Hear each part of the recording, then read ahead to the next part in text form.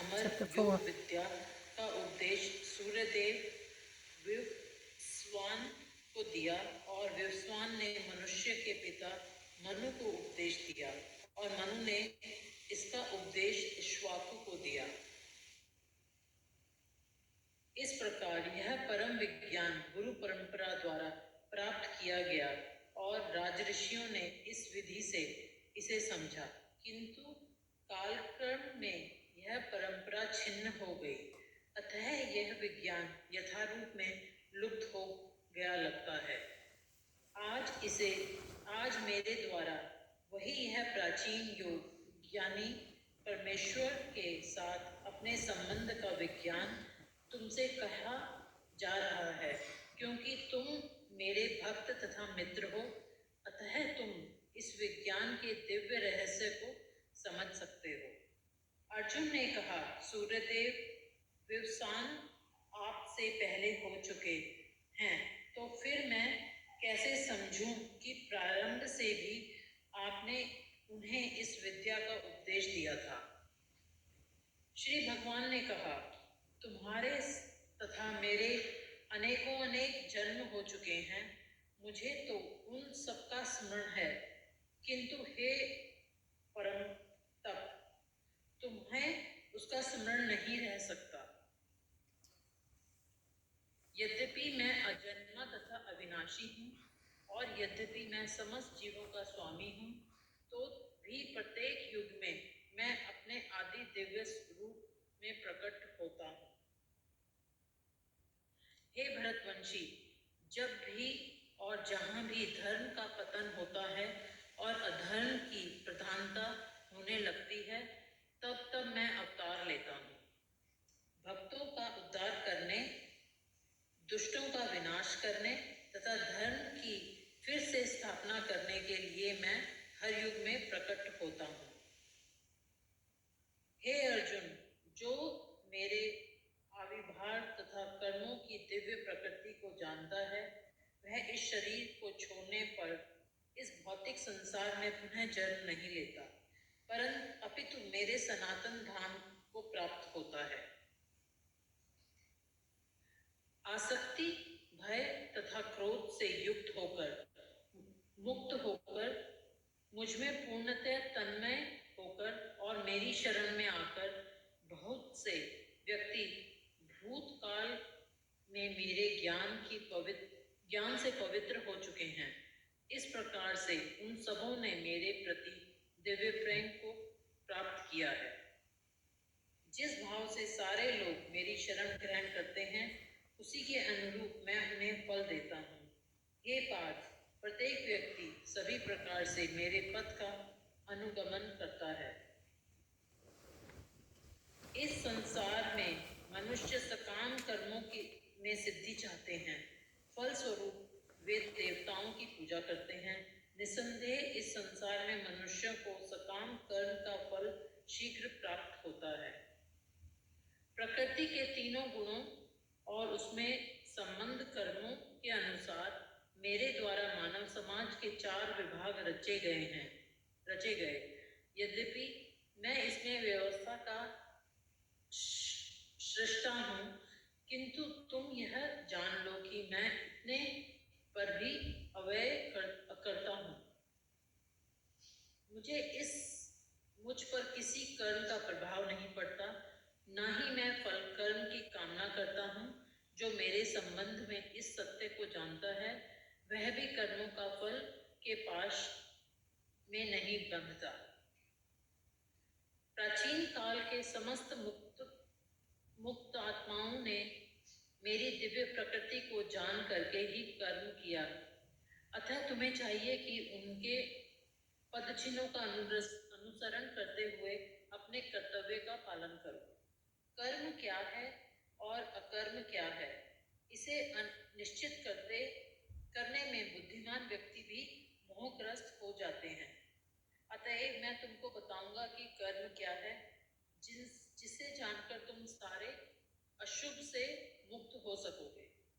कर्म की बारीकियों को समझना अत्यंत कठिन है, अतः मनुष्य को चाहिए कि वह यह ठीक से जाने कि कर्म क्या है, विकर्म क्या है।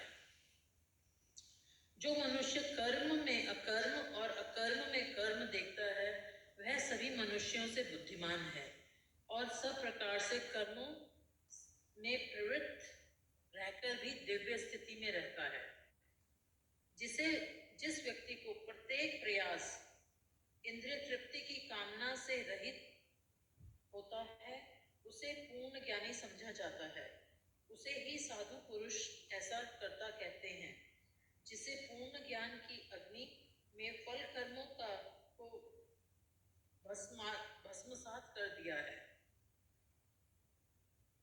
अपने कर्म फलों की सारी आसक्ति को त्याग कर सदैव संतुष्ट और स्वतंत्र रहकर भी सभी प्रकार के कार्यों में व्यस्त रहकर भी कोई सकाम कर्म नहीं करता।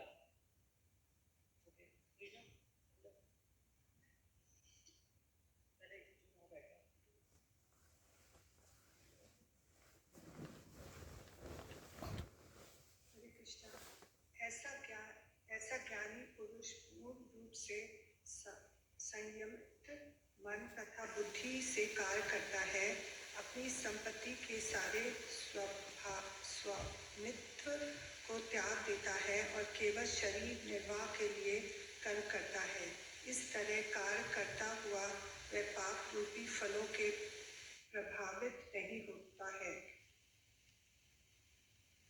जो स्वतः होने वाले लाभ से संतुष्ट रहता है, जो द्वंद्व से मुक्त है और ईर्ष्या नहीं करता, जो सफलता और असफलता दोनों में स्थिर रहता है, वह कर्म करता हुआ भी कभी बंधता नहीं।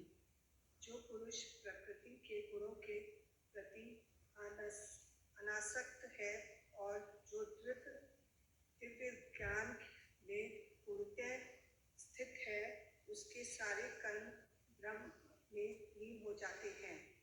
जो व्यक्ति कृष्ण भावनामृत में पूर्णतः लीन रहता है, उसे अपने आध्यात्मिक कर्मों के योगदान के कारण अवश्य ही भगवत धाम की प्राप्ति होती है, क्योंकि उसमें हवन आध्यात्मिक होता है और हवि भी आध्यात्मिक होती है। कुछ योगी विभिन्न प्रकार के यज्ञों द्वारा देवताओं की भली भांति पूजा करते हैं और कुछ पर ब्रह्म रूपी अग्नि में आहुति डालते हैं। इनमें से कुछ स्वराती क्रियाओं तथा इंद्रियों को मन की नियंत्र रूपी अग्नि में स्वाहा कर देते हैं, तो दूसरे लोग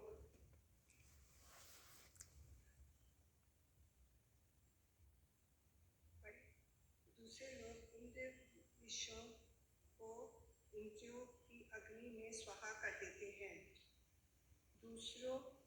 दूसरे जो मन तथा इंद्रियों को वश में करके आत्म साक्षात्कार करने चाहते हैं, संपूर्ण इंद्रिय तथा प्राणवायु के कार्यों को संमित मन रूपी अग्नि में आहुति कर देते हैं। कठोर व्रत अंगीकार करके कुछ लोग अपनी संपत्ति को त्याग करके, कुछ कठिन तपस्या द्वारा, कुछ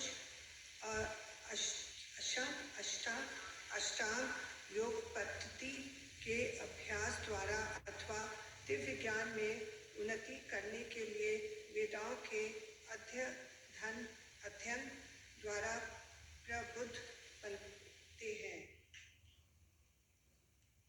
अन्य लोग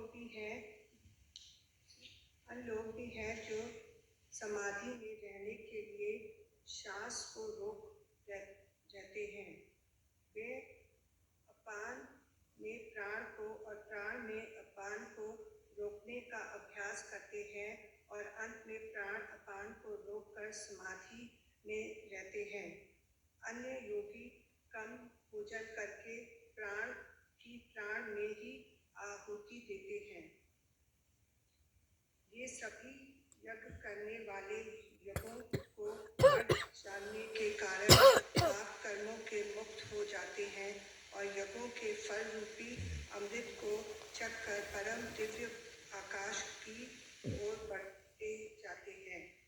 हे कुरु श्रेष्ठ, जब यज्ञ के बिना मनुष्य इस लोक में या इस जीवन में ही सुख पूर्वक नहीं रह सकता, तो फिर अगले जन्म में कैसे रह सकेगा। ये विभिन्न प्रकार के यज्ञ वेद सम्मत है और ये सभी विभिन्न प्रकार के कर्मों से उत्पन्न है। इन्हें इस रूप में जानने पर तुम मुक्त हो जाओगे। हे परंतप, द्रव्य यज्ञ से ज्ञान यज्ञ श्रेष्ठ है। हे पार्थ, अनंतो गत्वा सारे कर्म यज्ञों